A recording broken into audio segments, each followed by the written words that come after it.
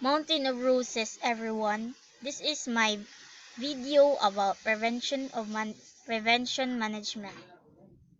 Part 2. What human activities that speed up or trigger landslides?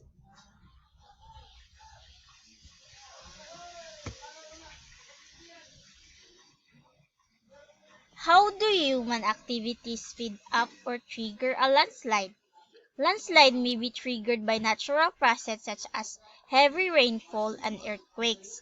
They can also be triggered and aggravated by human activities.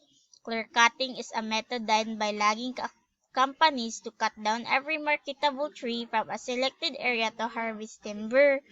Deforestation or removal of trees that hold water and topsoil may cause landslide. Slash and burn or cayenne system. Slash and burn or cayenne system is a method that cuts down and burns off coexisting vegetation. It is a form of deforestation because the land is converted to other uses.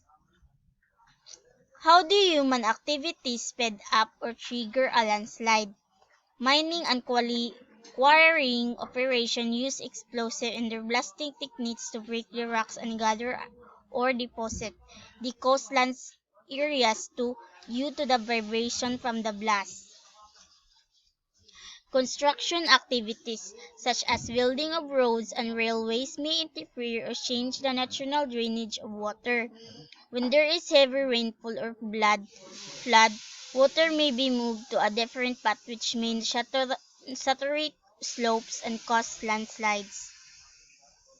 Ways to lessen the occurrence of landslide.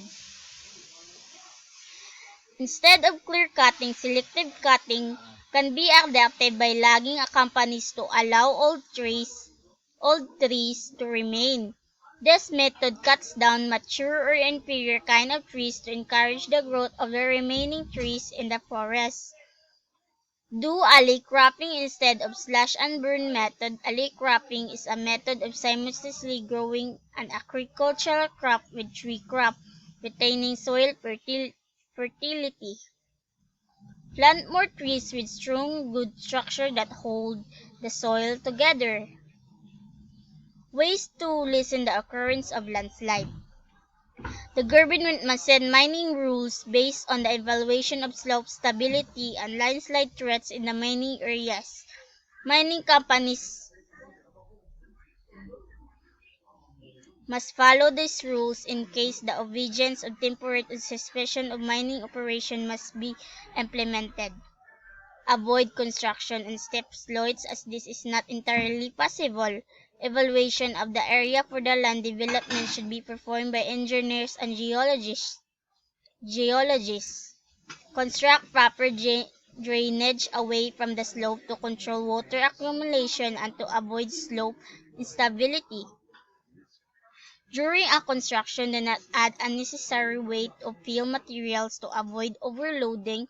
Also check broken or leaking pipes because oversaturation of soil with water can trigger landslides. That's all. Thank you.